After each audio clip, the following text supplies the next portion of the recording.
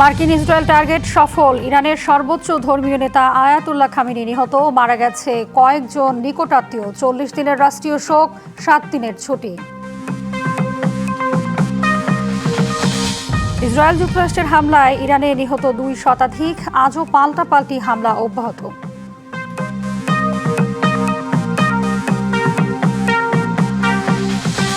সংঘাতের জেরে মধ্যপ্রাচ্যগামী অসংখ্য ফ্লাইট স্থগিতে বিপাকে শত শত যাত্রী। আজ থেকে চালু হচ্ছে বেশ কিছু ফ্লাইট।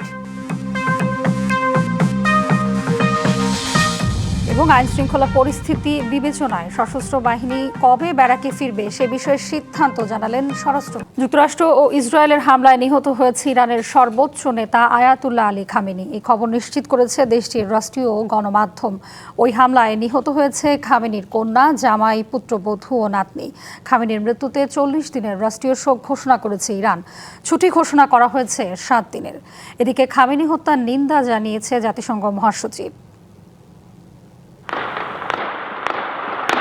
পরমাণু নিয়ে আলোচনা চলার মধ্যেই শনিবার ইরানে হামলা চালায় যুক্তরাষ্ট্র ও ইসরায়েল। রাজধানী তেহরান সহ বিভিন্ন অঞ্চলে হামলা চালানো হয়। শনিবারই কড়া জবাব দেয় ইরান। পাল্টা হামলা চালায় মধ্যপ্রাচ্যের কয়েকটি দেশের মার্কিন সামরিক ঘাঁটিতে। তবে মর্মান্তিক খবরটি আসে বাংলাদেশ সময় রবিবার সকালে। ইরানের গণমাধ্যম নিশ্চিত করে দেশটির সর্বোচ্চ নেতা আয়াতুল্লাহ আলী খামেনি নিহত হয়েছেন। একই সাথে নিহত হয়েছেন খামেনির মেয়ে, মেয়ের জামাই, পুত্রবধূ ও নাতনি সহ কয়েকজন। খামেনির মৃত্যুতে 40 দিনের রাষ্ট্রীয় শোক ঘোষণা করেছে ইরান। ঘোষণা করা হয়েছে 7 দিনের ছুটি। খামেনির মৃত্যুতে শোক জানিয়েছে ইরানি বিপ্লবী guard, Islamic revolutionary guard corps IRGC। সেই সঙ্গে খামেনির হত্যার প্রতিশোধের প্রতিশ্রুতিও দিয়েছে তারা।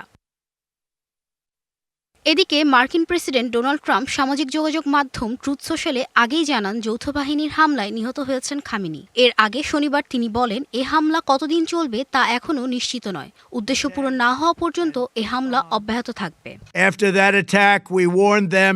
আমি চাইলে দীর্ঘ লড়াইয়ে গিয়ে সবকিছু নিজের নিয়ন্ত্রণে নিতে পারি। আবার 2 থেকে 3 দিনের মধ্যে হামলা শেষ করে ইরানিদের বলতে পারি, যদি আপনারা আবারও পারমাণবিক কার্যক্রম চালান তাহলে কয়েক বছর পর আবারও আমাদের সঙ্গে দেখা হবে, অর্থাৎ আবারও হামলা চালাবো।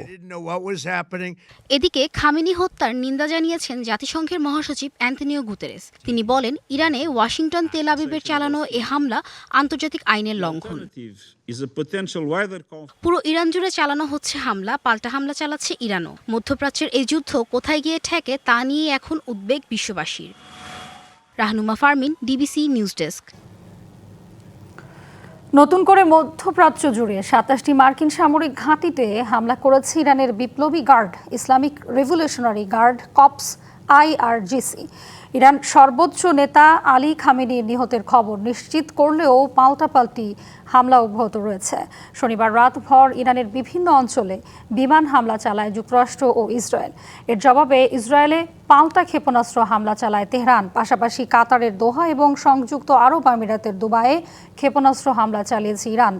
2টি শহরেই একাধিক বিস্ফোরক ঘটেছে বলেও জানিয়েছে আল জাজিরা। সব মিলিয়ে ইরানের বিভিন্ন এলাকায় চালানো হামলায় 2 শতাধিক মৃত্যু হয়েছে বলে জানিয়েছে দেশটির রেড ক্রিসেন্ট। মধ্যপ্রাচ্যের উত্তপ্ত পরিস্থিতির প্রভাবে থমকে গেছে আকাশপথ। একের পর এক দেশ আকাশ সীমা বন্ধের ঘোষণা করায় তৈরি হয়েছে নজিরবিহীন স্থবিরতা। সর্বশেষ তথ্য অনুযায়ী মধ্যপ্রাচ্যগামী এবং সেখান থেকে বহির্গামী প্রায় 716টি ফ্লাইট রবিবার পর্যন্ত বাতিল করা হয়েছে। আর বাংলাদেশ থেকে এখন পর্যন্ত 54টি ফ্লাইট বাতিল হয়েছে।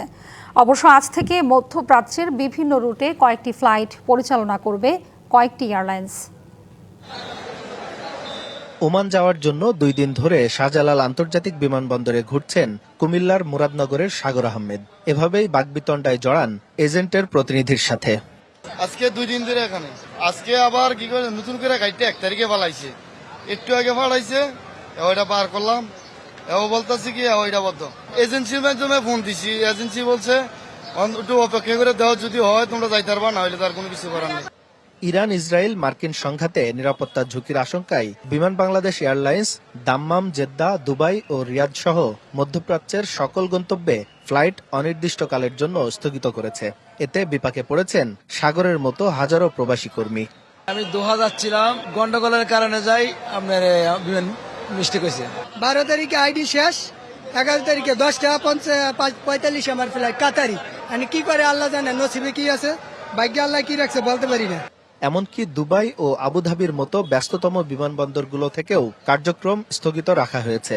ফলে ইউরোপ ও এশিয়ার সংযোগকারী প্রধান রুটগুলো এখন প্রায় অচল। এর বড় প্রভাব পড়েছে বাংলাদেশের আকাশপথেও। এটা তো যাত্রীদের সবার জন্য অনেক অনেক ভোগান্তি। কর্তৃপক্ষ কোনো কিছু বলে নাই, বলছে এয়ারপোর্ট থেকে জানাবে ওটা কবে ফ্লাইট চালু হয় এটা আমরা সঠিক বলতে পারি না। এখন দেখা গেছে কাছে যারা তারা আসতে পারে বা বাসায় চলে যেতে পারবে, দূরের তারা তো অনেক ভোগান্তির মধ্যে পড়ে গেছে। শুধু দেশীয় নয়, এমিরেটস, ইত্তিহাদ, টার্কিশ এবং কাতার এয়ারওয়েজের মতো বড় বড় এয়ারলাইন্সগুলোও তাদের কার্যক্রম সীমিত করেছে। এয়ার ইন্ডিয়া ও ব্রিটিশ এয়ারওয়েজ এখন দীর্ঘ বিকল্প পথ ব্যবহার করছে, যাতে বাড়ছে জ্বালানি খরচ ও যাত্রার সময়।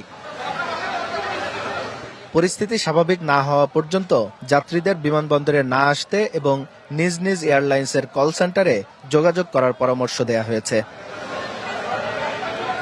আঞ্জাম খালেক, ডিবিসি নিউজ, ঢাকা।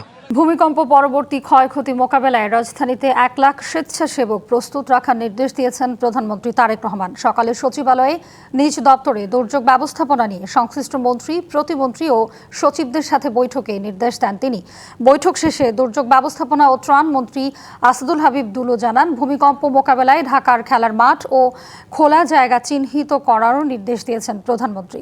এছাড়াও দুর্যোগ ব্যবস্থাপনায় প্রধানমন্ত্রী প্রয়োজনীয় সরঞ্জাম কেনার নির্দেশ দিয়েছেন বলেও জানান মন্ত্রী। আমরা বলেছি যে 1 লক্ষ স্বেচ্ছাসেবক আমরা যেমন আমাদের কোস্টাল এরিয়ার মধ্যে আছে, একই আঙ্গিকে একই মডেলে আমরা ঢাকায় করব, সেটা নিয়ে আমরা কাজ শুরু করতে চাচ্ছি এখন। বিশেষ করে ওই সময় লোকজনকে অ্যাসেম্বল করার জন্য ঢাকা শহরে বিভিন্ন খেলার মাঠ, স্কুলকে চিহ্নিত করতে বলা হয়েছে আমাদেরকে। সশস্ত্র বাহিনী কবে ব্যারাকে ফিরে যাবে সে ব্যাপারে সরকারের উচ্চ পর্যায়ে সিদ্ধান্ত নেওয়া হবে। সচিবালয়ে সাংবাদিকদের এমনটি জানিয়েছেন স্বরাষ্ট্রমন্ত্রী সালাউদ্দিন আহমদ। জানান, আইন শৃঙ্খলা পরিস্থিতি বিবেচনায় রেখেই এই সিদ্ধান্ত নেওয়া হবে। নিজ মন্ত্রণালয়ের ব্রিফিংয়ে তিনি এসব কথা বলেন। আমরা উভয় দেশে আমাদের সম্পর্ক বজায় রাখব এবং ব্যবসা বাণিজ্য এবং কূটনৈতিক সকল ক্ষেত্রে আমাদের সৌহার্দ্যপূর্ণ সম্পর্ক বজায় থাকবে। পারস্পরিক সমমর্যাদা এবং ডিগনিটির ভিত্তিতে আমাদের সম্পর্কটা বহাল রাখবে। স্বাস্থ্যসেবা নিশ্চিতে সীমিত সম্পদও কাজে লাগানোর আহ্বান জানিয়েছেন স্থানীয় সরকার, পল্লী উন্নয়ন ও সমবায় মন্ত্রী মির্জা ফখরুল ইসলাম আলমগীর। সকালে ঠাকুরগাঁয়ে 250 শয্যা বিশিষ্ট জেনারেল হাসপাতাল পরিদর্শনের সময় সিভিল সার্জন ও হাসপাতালের তত্ত্বাবধায়ককে স্বাস্থ্যসেবার মান আরও উন্নত করার আহ্বান জানান তিনি।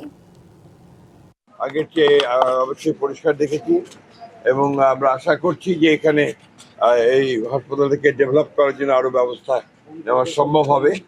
এবং আপনারা সবাই জানেন যে এখানে একটা মেডিকেল কলেজ করার সিদ্ধান্ত হয়ে গেছে, সাইট আপনার ঠিক করা হয়েছে। মেডিকেল কলেজ চালু হলে আমাদের হাসপাতাল আরো উন্নত হবে।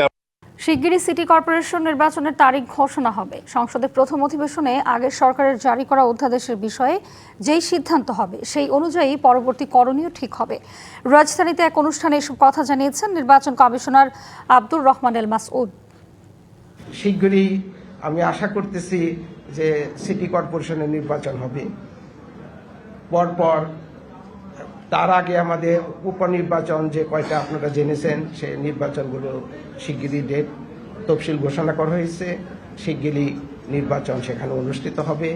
একদিকে ভেসে আসছে মাগরিবের আজানের ধ্বনি, নগরবাসী ছুটছে ঘরে ফিরে প্রিয় মানুষের সাথে ইফতার করতে। কিন্তু সড়কে যারা শৃঙ্খলা রক্ষা করতে অক্লান্ত পরিশ্রম করে যাচ্ছেন, সেই ট্রাফিক পুলিশ সদস্যদের যাওয়ার উপায় নেই। যানবাহনের চাপ সামলে রাস্তার পাশেই ইফতার করছে পুলিশের এসব সদস্যরা। রাজধানীতে রমজানে দুপুরের পর থেকেই সড়কে নামে ব্যস্ততা। ইফতারের আগ পর্যন্ত থাকে সড়কের এই চাপ, আর তা সামলাতেই ব্যস্ত থাকে ট্রাফিক পুলিশ সদস্যরা। সন্ধ্যায় যেখানে নগরবাসীর বাসায় ফেরার ব্যস্ততা, সেখানে সড়কেই দায়িত্ব পালন করতে করতে তাদের সারতে হয় ইফতার। যদিও দায়িত্ব পালন নিয়ে বিন্দুমাত্র অভিযোগ নেই ট্রাফিক পুলিশের। যখন ইফতারির সময় হয় আমরা শুধু পানিটা মুখে দিয়ে আমরা রোডে থাকি, এই ব্যাপারে আমাদের কোনো অবজেকশন নাই। আমরা কষ্ট করি যাতে জনগণ সুন্দরভাবে বাসায় ফিরে যায়, ইফতারি করতে পারে। ইফতার আগ পর্যন্ত একটা খুব চাপ থাকে রাস্তায়, তো আমরাও চাই যাতে রাস্তার মানুষ বা যারা বাসায় যায় ইফতার করবে সবাই ঠিকমতো পৌঁছাক। এদিকে ট্রাফিক পুলিশদের এই নিরলস পরিশ্রমের প্রশংসা নগরবাসীর মুখেও। মাঝে মাঝে দেখি হালকা খেজুর বা পানি দিয়েও তারা ইফতার করতেছে, আমরা তাদের এই জিনিসটাকে সাধুবাদ জানাই। তারা তো অনেক পরিশ্রম করে, তাদেরকে আমরা ধন্যবাদ জানাতে চাই। অনেক সময় রাস্তার চাপ কমলে তখন ইফতার করেন বলে জানালেন পুলিশের কর্মকর্তা। সবকিছু মিলিয়ে চারিদিকে চাপ আছে, বাট কোথাও কোনো সিস্টেম লস নাই। আমরা ট্রাফিক ম্যানেজমেন্ট সর্বোচ্চ দিয়ে চেষ্টা করছি যাতে সবাই ইফতারের পূর্বে বাসায় পৌঁছাতে পারে। যখন রাস্তাটা নর্মাল হয় তখন আমরা ইফতার করি। নগরবাসীর ভোগান্তি কমাতে রোজায় যানজট নিরসনে আপ্রাণ চেষ্টা চালাচ্ছে ট্রাফিক পুলিশ। হাসিব পান্থ, ডিবিসি নিউজ, ঢাকা। সংবাদ এই ছিল এখনকার মতন, সঙ্গে থাকুন ডিবিসি।